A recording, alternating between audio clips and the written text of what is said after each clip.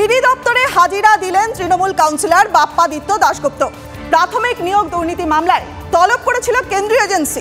প্রাথমিক নিয়োগ দুর্নীতি মামলায় বাপ্পাদিত্যর এই তলব প্রথমবার করল ইডি। পার্থ চট্টোপাধ্যায়ের যোগে ঘনিষ্ঠ কাউন্সিলরকে তলব করা হয়েছিল আগেই। এর আগে বাপ্পাদিত্যর বাড়িতে তল্লাশি চালিয়েছিল সিবিআই। এক দফা জিজ্ঞাসাবাদও করা হয়েছিল, কিন্তু আয়কর রিটার্ন, সম্পত্তির নথি নিয়ে হাজিরা হওয়ার নির্দেশ দিয়েছে ইডি।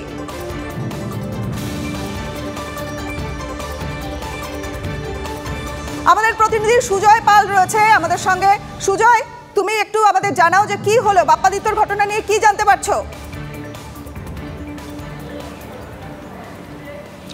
দেখো, বাপ্পাদিত্যকে এই প্রথম ইডি দপ্তরে প্রাথমিক নিয়োগ দুর্নীতি মামলায় তলব করা হয়েছে এবং সেই নির্ধারিত সময় 11:30 নাগাদ বাপ্পাদিত্য দাশগুপ্ত তিনি তার আইনজীবীকে সঙ্গে করে নিয়ে পৌঁছে গিয়েছেন ইডি দপ্তরে। এবং তিনি যেটা জানালেন, যেটা আমরাও গতকাল দর্শকদের জানিয়েছি, যে তার কাছ থেকে তার আয়কর রিটার্ন, তার ব্যাংকের বেশ কয়েকটি অ্যাকাউন্টের স্টেটমেন্ট এবং তার সম্পত্তি সংক্রান্ত নথি চেয়েছে ইডি।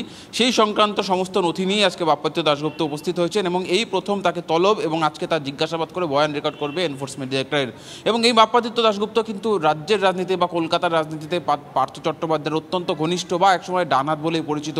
সেই সূত্রেই পার্থ চট্টোপাধ্যায় গ্রেফতারির পর এই বাপ্পাদিত্য দাশগুপ্তর নাম সামনে চলে এসেছিল। যদিও তারপরে একটা দীর্ঘ সময়, প্রায় 2 বছর, তাকে তলব তো দূর, তার বাড়িতে তল্লাশি ইডির তরফ থেকে করেনি। সম্প্রতি সিবিআই তার বাড়িতে তল্লাশি চালায় এবং তাকে ডেকে জিজ্ঞাসাবাদ করে।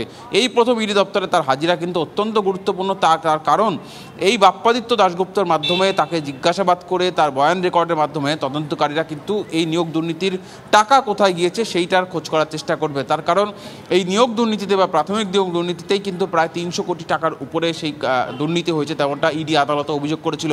এবং তার মধ্যে প্রায় 150 কোটি টাকার হদিশ পাওয়া গেছে, কিন্তু বাকি টাকার হদিশ পাওয়া যাচ্ছে না।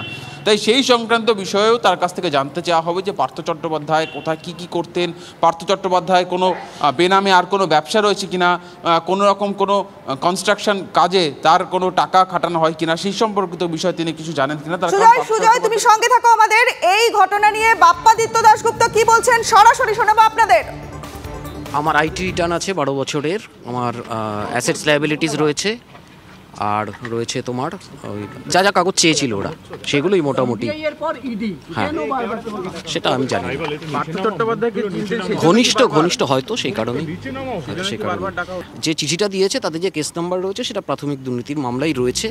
যদিও প্রাথমিকের সাথে আমার কোনো যোগাযোগ নেই, আগেও বলেছিলাম। এবং সিবিআই যখন আমার বাড়ি রেড করেছিল তখন যে কয়েকটা পেয়েছিল, অ্যাডমিট কার্ড পেয়েছিল, একটাও প্রাথমিকের ছিল না।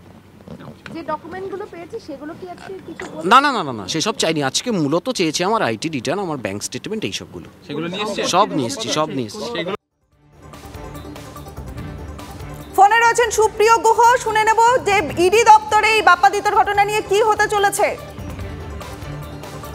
দক্ষিণ 24 পরগনার জেলা পরিষদের সদস্য জ্ঞানানন্দ সামন্তকে তলব করা হয়েছে। প্রাথমিক নিয়োগ দুর্নীতি মামলায় সিবিআই সকাল 11টায় নিজাম প্যালেসে হাজিরার নির্দেশ দেওয়া হয়েছে। আগে গত বছর মে মাসে জ্ঞানানন্দ সামন্তর বাড়িতে তল্লাশি চালিয়েছিল ইডি। টেলিফোনে আমাদের সঙ্গে সুপ্রিয় রয়েছে। সুপ্রিয়, কি জানতে পারছো? একদমই। দেখো, তুমি যেমনটা বললে যে আজ সকাল 11টার সময় হাজিরার জন্য নোটিশ পাঠানো হয়েছে জ্ঞানানন্দ সামন্তকে। আর এই জ্ঞানানন্দ সামন্ত দক্ষিণ 24 পরগনা জেলা পরিষদের সদস্য তৃণমূল কংগ্রেসের, এবং তাকে মূলত প্রাথমিক নিয়োগ দুর্নীতি মামলাতে জিজ্ঞাসাবাদ করতে চায় সিবিআই এর গোয়েন্দারা। এবং এখানে যেটা তাৎপর্যপূর্ণ যে গত মে মাসে একযোগে যখন সুজয় কৃষ্ণ ভদ্র ওরফে কালীঘাটের কাকুর বাড়ি, তার অফিস সহ 6 জায়গাতে অপর কেন্দ্রীয় গোয়েন্দা সংস্থা অর্থাৎ এনফোর্সমেন্ট ডিরেক্টরেট তল্লাশি অভিযান চালিয়েছিল, সেদিনই কিন্তু দক্ষিণ 24 পরগনার বিষ্ণুপুরে এই জেলা পরিষদের সদস্য জ্ঞানানন্দ সামন্তের বাড়িতে বেশ কয়েক ঘন্টা ধরে ইডির তদন্তকারীরা অভিযান চালিয়েছিলেন। এবং তার পরবর্তীতে আমরা যেটা দেখতে পাচ্ছি যে গতকালই তাকে নোটিশ পাঠানো হয় সিবিআই এর তরফ থেকে, এবং আজ সকাল 11টার সময় নিজাম প্যালেসে সিবিআই দপ্তরে হাজিরার নির্দেশ দেওয়া হয়েছে।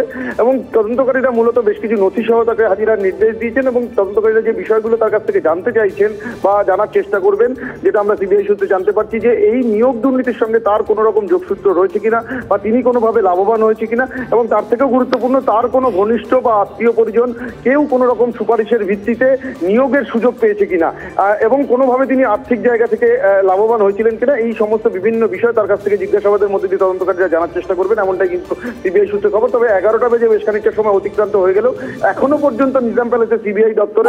ধন্যবাদ সুপ্রিয়, সঙ্গে থাকো, নজর রাখো ঘটনার দিকে।